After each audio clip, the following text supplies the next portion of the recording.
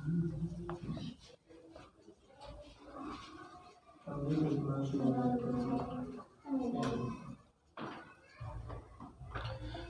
देखो हम आपको बता रहे थे संयोजन, संधारित्रों का संयोजन। तो संधारित्रों को दो प्रकार से जोड़ा जा सकता है, नंबर एक श्रेणी क्रम संयोजन और नंबर दो समांतर क्रम संयोजन। तो आप सबसे पहले देखेंगे श्रेणी क्रम संयोजन क्या होता है। देखो इसमें होता क्या है, जैसे हम लोगों ने ले लिए संधारित्र, ये क्या है, ये आपके संधारित्र है। अब ये तीन संधारित्र हो गए। तो श्रेणी क्रम संयोजन में ये ऐसे जुड़े, ये तीन संधारित्र। तो श्रेणी क्रम संयोजन में संधारित्रों को इस प्रकार जोड़ते हैं कि पहले संधारित्र की, प्रत्येक संधारित्र, ये पहली प्लेट है, ये दूसरी प्लेट है, इसकी ये पहली है, ये दूसरी है।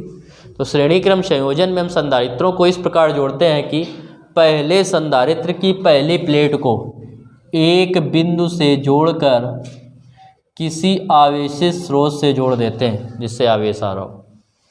एक बिंदु से जोड़कर किसी आवेशित स्रोत से जोड़ देते हैं। तथा पहले संधारित्र की दूसरी प्लेट को दूसरे संधारित्र की पहली प्लेट से जोड़ देते हैं।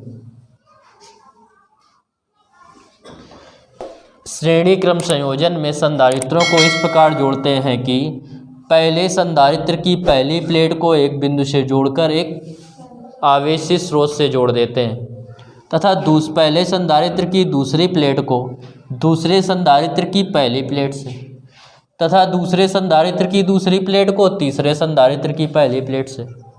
अब इसी प्रकार सभी संधारित्रों को जोड़कर अंतिम संधारित्र की दूसरी प्लेट को किसी बिंदु से जोड़कर पृथ्वी से संयोजित कर देते हैं या पृथ्वी से जोड़ देते हैं। ये इसको अर्थिंग कर दी गई, पृथ्वी से जोड़ देते हैं। ठीक है, बात समझ में आई। होता क्या है कि जब श्रेणी क्रम संयोजन में प्रत्येक चालक, प्रत्येक इस पे संधारित्र पे आवेश तो समान रहता है, आवेश प्रत्येक पे समान होगा, किंतु इनके सिरों के बीच जो विभवांतर होगा वो भिन्न भिन्न होता है।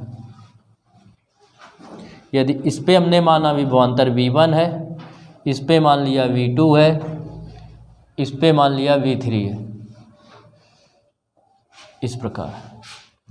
तो देखो होगा क्या कि अगर हम लोग V1 निकालेंगे तो हम लोग पढ़ चुके हैं C बराबर Q/V। इससे अगर V बराबर निकालेंगे आएगा Q/C। तो V1 इक्वल जो होगा वो होगा Q/C1, कॉमा V2 इक्वल जो होगा वो होगा Q/C2, और V3 इक्वल जो होगा वो होगा Q/C3। ये हो जाएगा। तो हम लोगों ने क्या किया, इतना। अब यदि क्या हो, यदि परिपथ का परिणामी विभवांतर, परिपथ का परिणामी विभवांतर, परिणामी विभवांतर कैपिटल V हो, तो V बराबर, परिणामी विभवांतर क्या होता है, सभी विभवांतरों के योग के बराबर होता है। तो ये हो गया V1 plus V2 plus V3, V equal V1 की बात करें अगर हम लोग तो V1 बराबर दे रहा है Q/C1, ये Q/C2, ये Q/C3। V इक्वल हमें कॉमन क्या मिल रहा है, Q कॉमन मिल रहा है। Q जब हम लोग कॉमन लेंगे तो ये आएगा 1/C1, 1/C2 प्लस 1/C3, इतने वोल्ट। ये आ गया परिणामी विभवांतर। अब हम करें क्या कि इन सभी संधारित्रों के स्थान पर एक ऐसा संधारित्र लें, इन सभी संधारित्रों के स्थान पर एक ऐसा संधारित्र लें जिसकी धारिता कितनी हो, कैपिटल C हो, और जिसका विभव क्या हो, Q आवेश देने पर उसका विभव V हो जाए। लिख लेंगे। अब यदि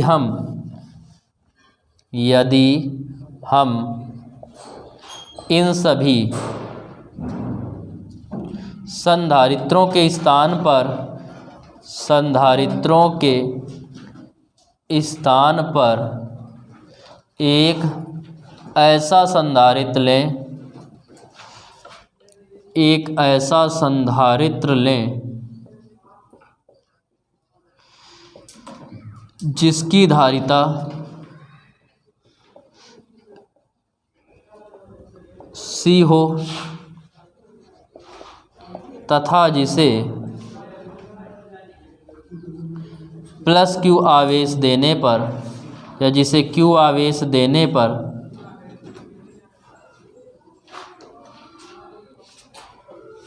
पर उसकी प्लेटों के बीच या उसके सिरों के बीच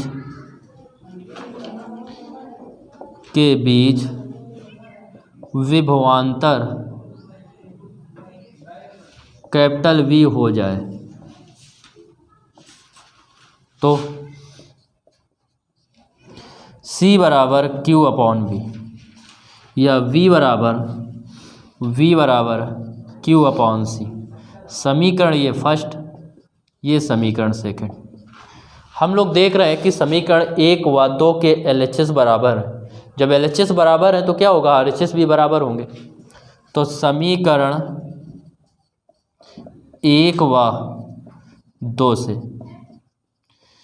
व 2 से जब हम लोग सॉल्व करेंगे तो 1 का LHS दे रहा है ये, या इसको ले लो RH, इसके वाले LHS को, और इसको लेंगे Q 1/C1 1/C2 1/C3। Q से Q कैंसिल हो गया तो ये आएगा 1/C equal 1/C1 1/C2 plus 1/C3। यही जो आपकी आ गई वो क्या आ गई, समान श्रेणी क्रम में जुड़े संधारित्रों की परिणामी धारिता या तुल्य धारिता। तो इससे हमें क्या पता चला कि श्रेणी क्रम में सभी संधारित्रों की जो तुल्य धारिता होती है, परिणामी धारिता होती है, सभी संधारित्रों की धारिताओं के व्युत्क्रमों के योगफल के बराबर होती है। ठीक है, बात समझ में आई। तो आप पहले थ्योरी लिखेंगे। थ्योरी में क्या लिखेंगे कि माना इस श्रेणी क्रम संयोजन में सभी संधारित्रों को इस प्रकार जोड़ते हैं कि प्रत्येक पहले संधारित्र की पहली प्लेट को एक बिंदु A से जोड़कर किसी आवेशित स्रोत से जोड़ देते हैं, तथा दूसरी प्लेट को दूसरे संधारित्र की पहली प्लेट से, तथा दूसरे संधारित्र की दूसरी प्लेट को तीसरे संधारित्र की पहली प्लेट से। इसी प्रकार सभी संधारित्रों को जोड़कर अंतिम संधारित्र की दूसरी प्लेट को एक बिंदु B से जोड़कर या किसी बिंदु से जोड़कर पृथ्वी से जोड़ देते हैं। फिर उसके बाद लिखेंगे कि माना 3 संधारित्र जिनकी धारिताएं क्रमशः C1 C2 व C3 हैं, बिंदुओं A व B के बीच श्रेणी क्रम में जुड़े हैं, जिन्हें किसी आवेशित स्रोत द्वारा प्लस Q आवेश देने पर इनके सिरों के बीच विभवांतर क्रमशः V1, V2 व V3 हो जाता है। तब पूरा नोट कर लेंगे। ठीक है, समझ में आया।